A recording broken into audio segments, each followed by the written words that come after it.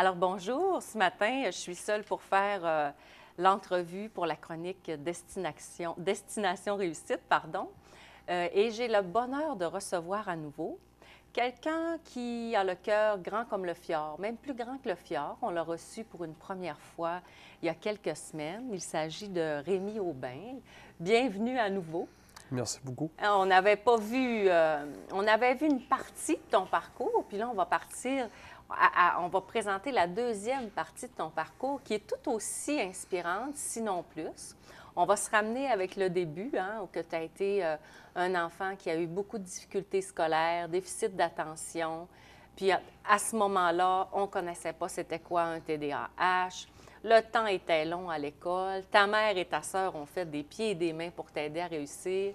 Tu as passé au travers d'un parcours avec beaucoup de résilience, beaucoup de force parce qu'on t'a inspiré des passions et des personnes qui ont cru en toi malgré tout ça. Peux-tu revenir brièvement sur... Exactement. Donc, disons que ça n'a pas été facile au départ, mais que ça a quand même bien été. Par la suite, j'ai terminé mon cégep au cégep de Jonquière comme éducateur spécialisé. J'avais comme un besoin de redonner ce que j'avais reçu. Oui, oui, oui, certainement. J'ai travaillé peut-être 8 à 10 ans dans le domaine. OK. J'ai travaillé un petit peu en santé mentale, en toxicomanie. J'ai travaillé aussi à déficience intellectuelle. J'ai fait le tour un petit peu. J'ai adoré ce Oui. travail-là. Puis en dernier, j'étais avec les personnes âgées, que j'ai adoré aussi. La sagesse, l'expérience de ces Oui. gens-là. J'étais vraiment bien puis heureux. Fait que tu es un gars avec effectivement un grand cœur. Ben, ça me fait du bien. Oui, ça fait du bien. Toi, tu te nourris à donner. Ça me fait du bien d'être avec des gens, à un moment donné, puis d'apporter aux gens, mais c'est un peu égoïste parce que ça nous apporte aussi. Oui, ça c'est clair. Mais en tout cas, tu as au moins le cœur d'offrir de toi pour rendre les autres heureux, pour faire du bien. Puis d'ailleurs, tu le fais encore dans le cadre de tes passions pour la pêche, pour la chasse. Tu as eu plusieurs prix à ce niveau-là, au niveau de la région, même au niveau national. Tu avais reçu un prix dernièrement au niveau... J'ai eu d'abord le lauréat de la pêche récréative au Canada en 2011. OK. J'ai été décoré par le ministre de la Faune, Serge Simard, aussi la médaille de l'Assemblée nationale. Après ça, D'accord. cette année, 2014, j'ai été décoré à Winnipeg par la Fondation canadienne de la faune, le prix Roderick Brown pour l'implication au niveau médiatique de la pêche au Canada. OK. Après ça, j'ai participé, disons, à une quinzaine de tournages nationaux et internationaux. Des émissions qui ont passé aux États-Unis, au Québec, une partie du Canada. J'ai fait des émissions qui ont passé en France. Oui, le thalassa. Thalassa, entre autres. J'ai fait des émissions à RDS. Wow! J'ai fait des émissions à Radio-Canada, La Semaine verte. J'ai fait énormément d'émissions. J'en ai fait une quinzaine. J'ai écrit aussi dans les magazines de pêche nationale, comme le magazine Sentier, Chasse et pêche. J'ai fait 4 chroniques dans le magazine à l'époque. J'ai fait énormément, là, j'en oublie, là, les chroniques radio à Montréal, chez CKC à Montréal, au niveau de la pêche. Je m'amusais. Puis, OK, puis c'est parce que tu es parti des grandes difficultés scolaires Oui, à écrire dans des revues quand même. oui. C'est ça, c'est bizarre parce que je n'aimais pas le français. Puis à la fin, je me suis mis à écrire. Puis maintenant, je suis avec Transcontinental Media. À écrire des articles. À écrire des articles, des chroniques. Puis ça te demande pas trop, pas autant que rester en classe quand tu étais petit, là. Non, parce que là, je mène la barque. OK. C'est ça qui est agréable. Là, quand que j'étais en classe, à un moment donné, je devais suivre les consignes. Mais là, c'est moi qui fais les consignes. OK, c'est toi qui décides qu'est-ce que tu écris. Alors, c'est formidable, hein? La preuve que quand on est dans notre passion, ça nous demande moins aussi. On ne se compare pas aux autres, on n'a pas de pression, on fait ce qu'on aime. Alors, c'est encore une belle preuve que la réussite vient tout seul quand on est dans des passions. Mais je vous avouerai que souvent, ce qui nous pousse à l'âge adulte, comme ça, ce qui m'a poussé à vouloir me réaliser comme ça, c'était en même temps une grande détresse que je vivais. OK, Une grande détresse que je vivais dans ma famille, si on veut. OK. Donc, parce que, il faut comprendre, il faut revenir à la source, que lorsque j'ai parti, disons, en appartement avec ma femme, Oui, au Audrey? départ, avec un petit appartement comme ça, on a dit, on va avoir des enfants, comme tout le monde, un petit peu. Et c'est là que Ça allait super bien parce que je pars d'une maison à laquelle ma mère avait la sclérose en plaques. Oui. J'ai vécu dans un milieu, dans la maladie, si on veut. Et je pars en appartement. Là, Audrey devient enceinte. Après ça, c'est là, comme année, que les problèmes commencent. Parce que, Puis tu pensais que c'était fini, les problèmes, là, les Oui. difficultés scolaires, les difficultés d'apprentissage, une mère oui, malade, parce que c'est ça. Parce que là, un père pris du cœur. j'étais en appartement, ça va bien, le travail, tout va bien. Là. Puis bon, il manque les enfants maintenant, puis ça va être comme tout le monde. On est rendu là. On est rendu là. Puis Audrey est en éducation à la petite Elle est enfance. éducatrice Puis toi, aussi. tu es éducateur C'est ça. spécialisé. Alors, C'est vous ça. aimez les jeunes, là. C'est ça. C'est Puis, certain. puis moi, ben, d'avoir des enfants, c'est agréable parce que c'est un peu une manière comment je dirais ça? C'est une manière c'est toute la joie que ça... C'est sûr que c'est dur à expliquer dans mes mots, mais toute la joie que ça apporte d'avoir évolué un petit aide dans la maison. Oui, Puis c'est... je ne peux pas vous expliquer. Quand on est rendu là, on sent cet élan-là, puis ça ne s'explique pas C'est vraiment. ça, c'est ça. Je pense qu'on était rendu là, puis c'était correct. Puis lorsque ma femme est allée accoucher, ben écoute, ça a été déjà là un drame parce que notre enfant était bleu. On ne comprenait pas là, au départ. Puis ça, c'est une longue histoire, mais en tout cas, pour faire une histoire courte, il a été transféré à Québec d'urgence, à l'hôpital à Québec. Jérémy. Jérémy. Ils ont décelé 4 malformations au cœur. C'était majeur comme problème. Ils ont dû l'opérer très rapidement. Et ça a été très difficile pour moi. Ça, c'est comme un cauchemar, j'imagine. J'étais complètement désorganisé, complètement défaite. C'était très difficile comme épreuve parce que ça allait au-delà De ce que tu captais, tu Oui, pensais être parce que capable de Je pensais pas. J'ai dit, pourquoi ça m'arrive? Pourquoi ça nous arrive? À Pourquoi nous. c'est qu'on a fait, là? On pense que ça arrive juste aux autres, tout ça. En tout cas. Là, l'opération arrive. L'opération tourne mal, ça va pas bien. Là, c'est la machine cœur-poumon, puis toute l'histoire qui s'ensuit. Les arrêts cardiaques, c'était l'enfer, là. Ils ont fait des... J'ai réussi à apporter des articles de journaux à l'époque, là. Ils avaient réussi comme un petit miracle à l'époque, parce qu'à l'époque, ça se faisait pas, là. Ils avaient branché la machine cœur-poumon sur mon fils, puis ils avaient réussi à le remettre en vie comme ça, parce que le cœur n'abattait plus. Puis le cœur s'est remis à battre après 3 jours. Bien, voyons Mais donc. ça, c'est une longue histoire. J'ai tous les articles de journaux que j'ai gardés là-dessus. Ah, parce que ça a été inscrit dans les journaux? Oui, ça avait fait la première page du Journal de Québec à l'époque parce que c'était... Un miracle? Non, pas nécessairement. Ben, Une ça dépend. première? C'était une première médicale parce qu'il avait installé une machine cœur-poumon sur mon fils, sur un bébé qui était pratiquement d'une semaine. Puis il essayait ça, je me souviens encore, mon fils était avec le thorax ouvert pendant une semaine de temps. Il n'a pas attrapé aucune bactérie, aucune infection, rien. Le cœur s'est remis à battre. Bon, ça dépend des croyances qu'on a rendues là. Ça, c'est personnel à chacun, là. Mais c'est spécial.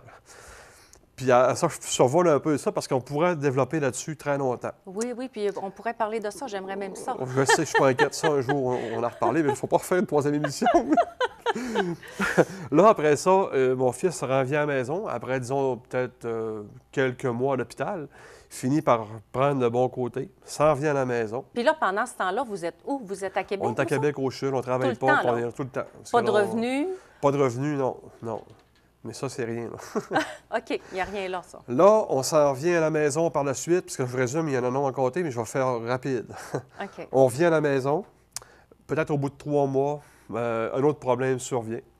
Le pédiatre qui le regarde, Jérémy, à un moment donné, parce qu'après tant de mois, on va voir le pédiatre pour voir comment ça va, pour on est suivi.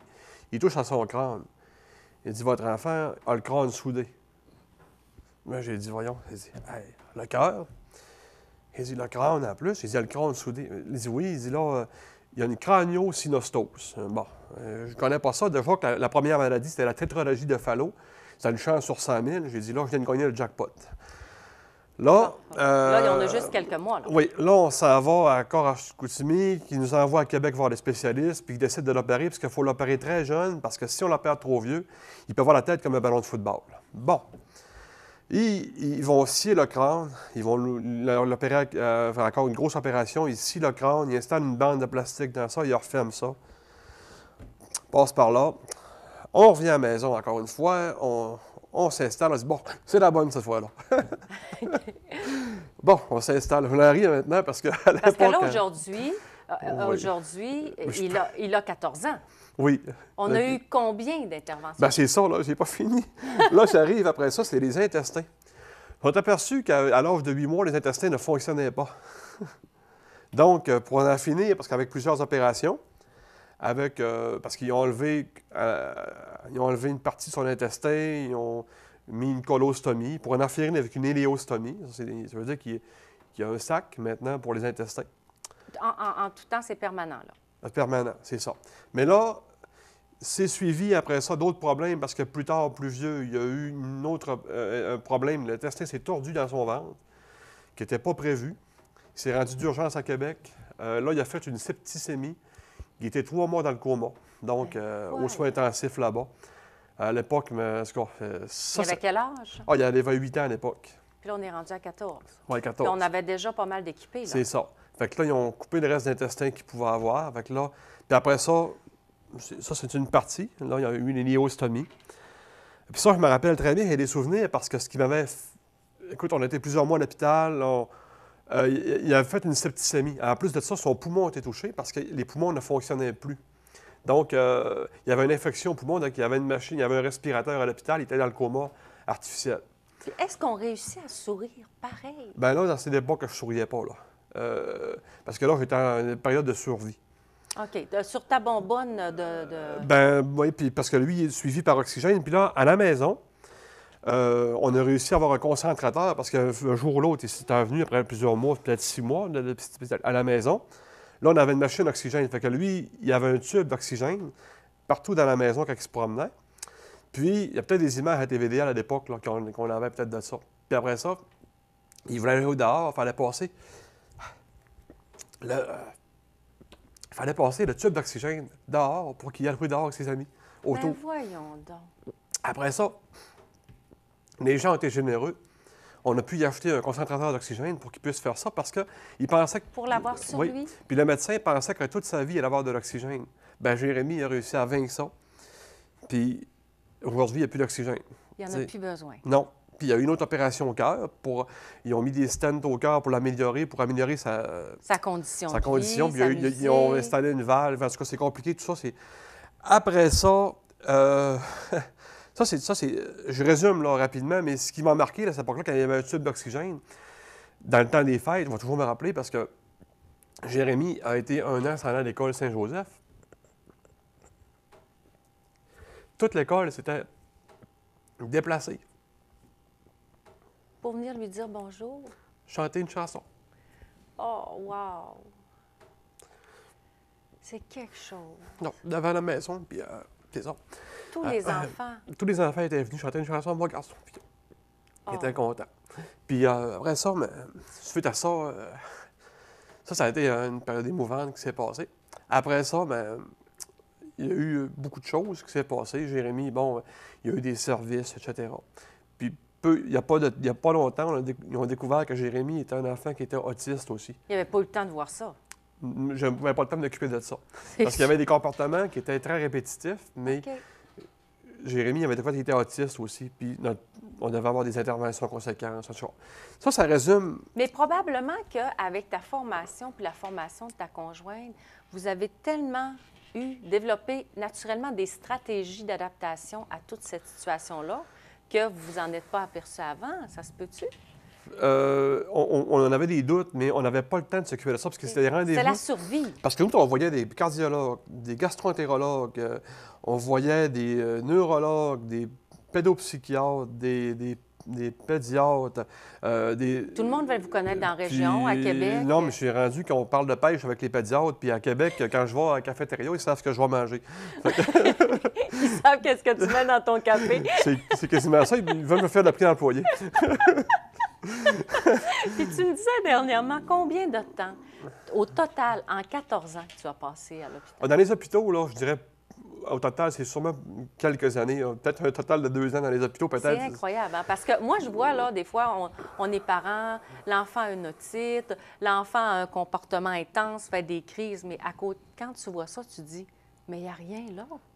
Mais moi, ce que je me demande comme parent, parce que d'abord, tu as le deuil à faire que ton enfant, tu vas devoir y mettre beaucoup, beaucoup d'énergie tout le temps. hein, jusqu'à... Ben moi, je suis conscient que je vais avoir 50 ans, 60 ans, puis on va encore s'occuper de notre garçon, mais on l'aime, puis il n'y a pas de problème.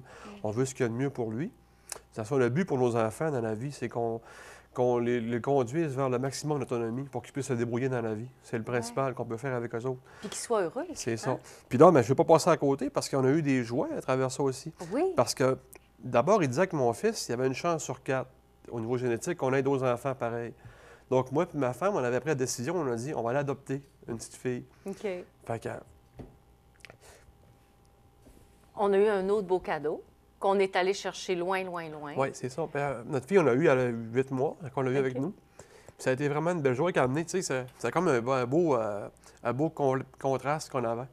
Puis 2 enfants qu'on aime de manière égale. Tu sais, c'était plaisant. Puis ça a fait une vie normale, tu sais, pour nous autres. Une petite sœur C'est ça. qui fait ce qu'il veut avec son frère, je pense. Qui s'amusent tous les deux avec, qui s'entendent à merveille tous les deux. Puis ça fait notre famille, tu sais, complète. Oui, Puis oui, oui. on était contents. Tu sais, on était vraiment heureux, là. Puis, Liane. Liane, c'est ça. Mais, tu sais, c'est agréable parce qu'on a une belle dynamique à la maison, là, tu sais, avec la petite fille, puis le grand frère, puis...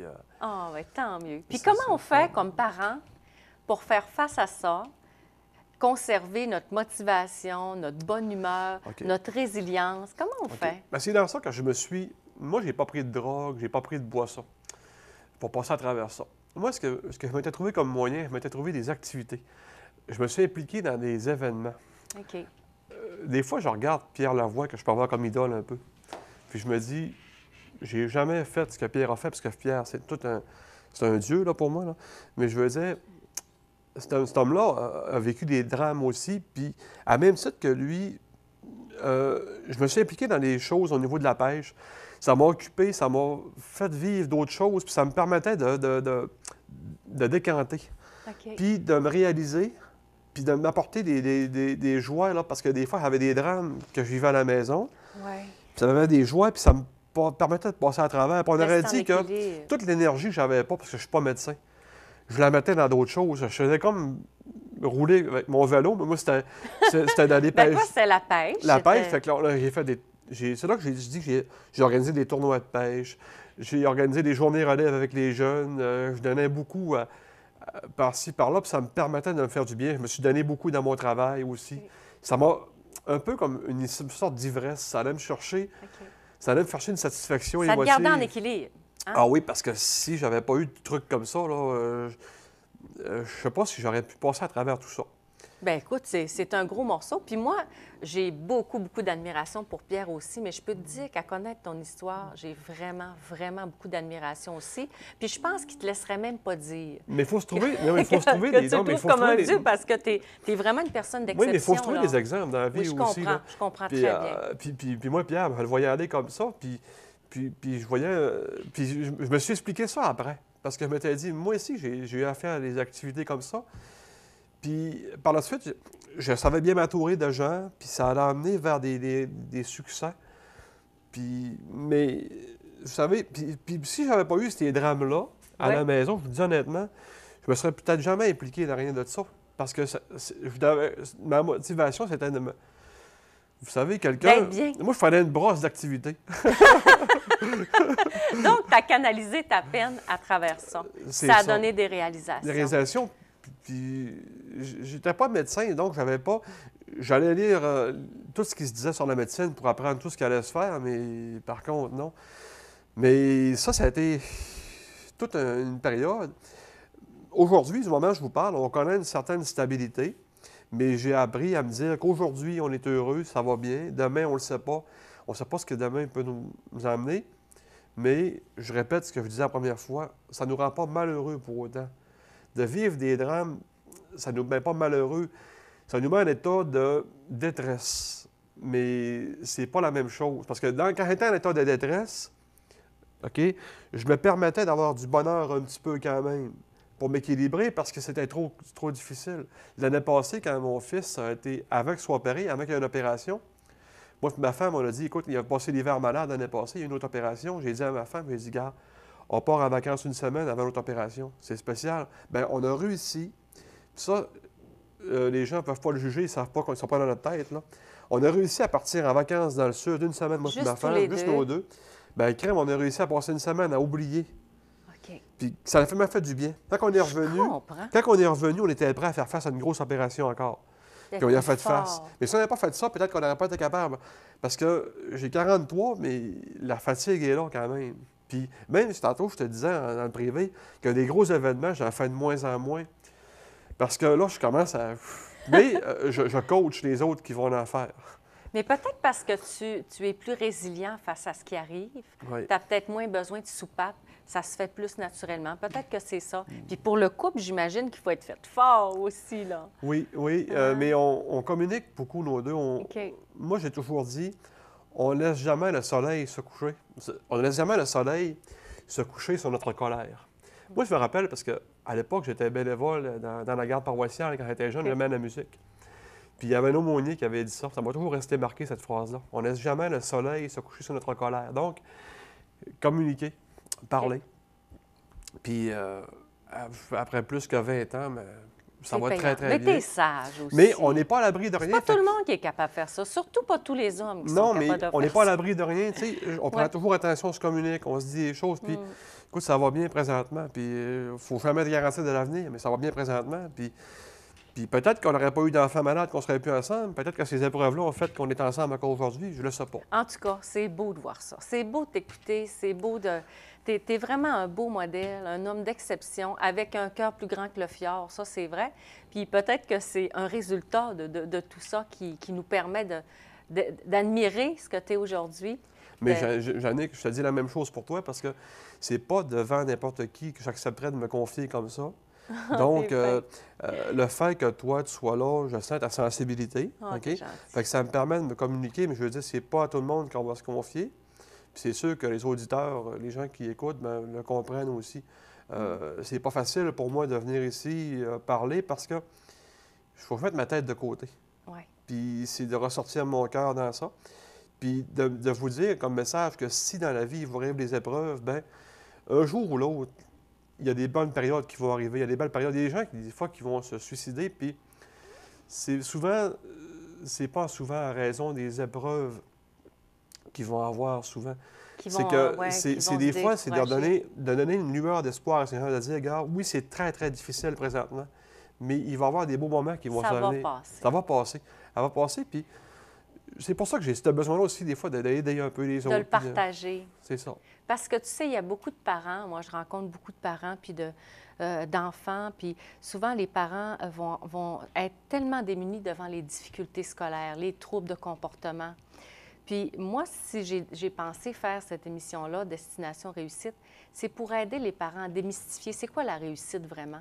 La réussite, c'est un enfant heureux qui est motivé chaque jour. Oui. Toi, qu'est-ce que tu dirais aux parents, avec tout ce que tu as traversé avec Jérémy? Tu es allé te chercher une petite fille au bout du monde pour être sûr de ne pas revivre la même chose, offrir une petite sœur à Jérémy pour avoir une vie normale. Un enfant qui a des difficultés scolaires, tu as passé par là. Un enfant qui a des troubles de comportement. Avec ce que tu as vécu avec Jérémy, ce serait quoi ton message, Jérémy? Pas Jérémy, Rémi. D'abord, je dirais, c'est important pour donner à nos parents. Donner à nos parents. Moi aussi, c'est vrai, parce qu'aujourd'hui, c'est rendu ça. Reconnaître.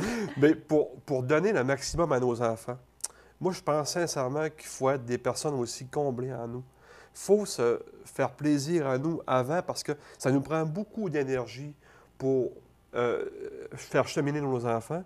Si en premier, on ne pense pas à nous, c'est pas possible de pouvoir donner à nos enfants. Donc, c'est important de se donner du temps pour nous, puis après ça, on va être capable, puis se respecter nos limites, jusqu'où on peut aller. On n'est pas des supermen non plus. C'est pas être égoïste, ça. Non, parce qu'il faut prendre attention, il y a un équilibre dans ça. Pour ne pas faire un burn-out ou un épuisement aussi, il faut savoir reconnaître des signes à un moment donné qui vont dire, ben non, là, je le dis, moi, des fois, je dis, je suis fatigué présentement, là. C'est pour ça qu'on est en couple des fois, mais ceux qui ne sont pas en couple des fois, d'aller trouver des ressources des fois qui peuvent vous permettre de vous prendre des petits répits. Lâcher la pression. Oui. Et ce qui va faire que quand vous allez revenir en force, vous allez être un meilleur intervenant auprès de vos enfants. Puis je le répète, nos enfants, le but comme parents, ce qu'on veut tous, dans le fond, c'est les faire cheminer vers l'autonomie, les voir réussir plus tard, puis les voir réussir dans la vie. Puis comme parents, on est fiers, après ça, on peut mourir en paix. Bien, merci beaucoup. Franchement, alors moi, j'apprends juste à t'écouter. Merci beaucoup. Puis, Ça fait plaisir. bonne fin de journée. Merci.